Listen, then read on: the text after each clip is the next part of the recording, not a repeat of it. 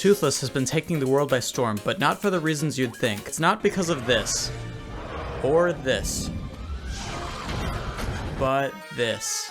This is called the Dancing Toothless meme, and it has become so popular that the song Driftville City is now called Dancing Toothless. Anyone who calls it that is getting banned. So anyway, I was on YouTube the other day and saw a video titled Pokemon Black and White but with Toothless, and this got me thinking. 5 words that set me out on an 8-hour journey where I almost lost my sanity.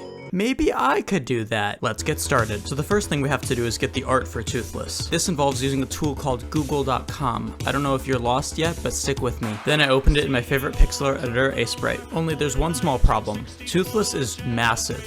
I mean, look at him, he do be looking kinda thick. Each Pokemon sprite is made up of 4 16 by 16 tiles, making each image a 64 by 64 pixel image. So we're gonna have to scale Toothless down the best we can. Yeah, that looks pretty good. Now let's code him in. If you watched my last video, you'll know that I used Pret, which is a Pokemon decompilation project. Lucky for me, they had a bunch of tutorials posted, including one on how to add a new Pokemon. So after following along, we have Toothless in the game now. Looks perfect, right? I mean, we're practically done here. So that was a fucking lie. Okay, yeah, let's backtrack a bit. I followed the tutorial, which involved my favorite method of coding, copy-pasting. Basically, we copied everywhere where the Pokemon Chimicho was referenced and renamed it to Toothless. Now this sounds easy, but it wound up with 157 changes, which is why this encounter straight up crashed the game. Windows, when seeing my code, be like, huh?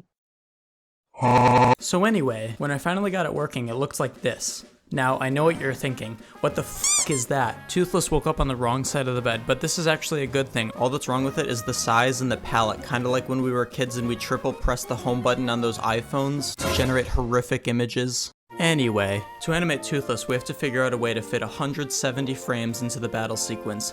This is no easy feat, as the GBA is kind of a piece of shit. I'm kidding, it's not actually a piece of shit. For its time, it was really good. But what that means is, we have 96 kilobytes of video memory and 32 megabytes of external memory we can use to store the frames. So we're gonna take Toothless and slide him in somewhere there. I will explain how I did this later. For now, let's set up the frame counter. I looked through the code and found a doBounce method that happens every time the player sprite bounces. And this looks like an easy place to slide our code in. So let's test it. No, Ricky, I don't want to call right now, I'm kinda busy. I put a debug statement in to test our frame counter. If there's anything you know about me, it's that I love debug statements. After some work, I managed to get it to at least print something legible, but don't ask me why there are all 3s. Finally, here it is. It counts up to a specified value. Now all we have to do is when it hits a value, we just make it trigger the animation. Do you think it'll work first try? Let's find out. Yeah, we did it! We did it! We did it! Hooray! I fixed it and here's what it looks like at 2 times speed because for some reason I picked a bounce count number of 600. So now let's apply this to Toothless. Remember what I said before about sliding Toothless into the game? Now it's time for the boring part. Technical explanation. 96 kilobytes of video memory means that we are very limited in what we can display at one time. The entire Toothless dancing sprite sheet is 47 kilobytes, so there's just not enough space to put him directly into the video memory. However, vanilla Pokemon Emerald is only 16 megabytes, and since GBA cartridges could hold a maximum of 32 megabytes, Toothless will fit. Look, I made a chart, so... Now the issue is, we have to take Toothless from cartridge ROM to the video memory at 60 frames per second, which is what the GBA runs at. This is where the magic of DMA comes in, not to be confused with the other DMA and C programming. I don't name these things, okay?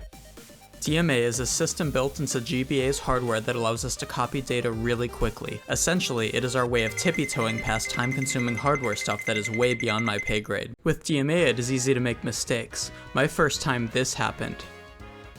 Yeah, it kinda looks like Toothless is phasing in and out of reality here. My next of many mistakes was this. This mistake made me realize how close I was to solving it. See, Toothless appears to be moving upwards, ascending to the heavens. This means that I'm reading 2 larger chunks of memory from the sprite sheet at once, which is a simple variable fix.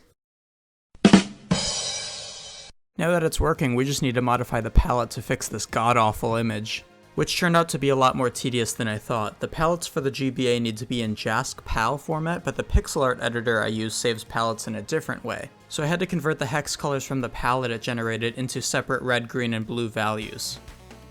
Finally, a taste of victory. But there's still a few things left to do. For my next trick, I will make the Toothless party sprite. Yeah, copy paste yoink and boink from the Salamence sprite and Toothless sprite, there we are. This one really wasn't that hard. I just contacted the Palworld devs and asked how they did it.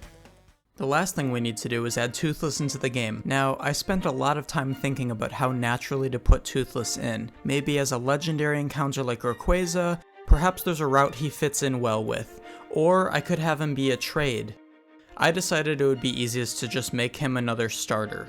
Luckily, there's an entire file dedicated to choosing the starter called starterchoose.c, so it shouldn't be too bad.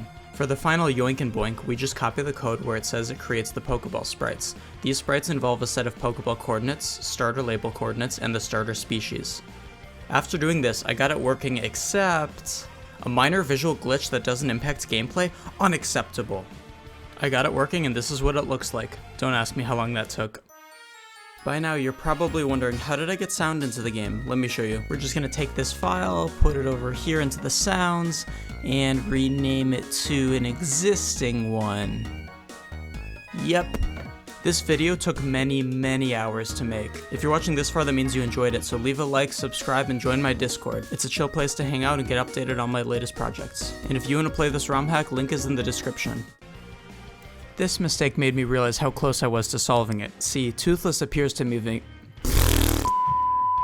It looked like this. This.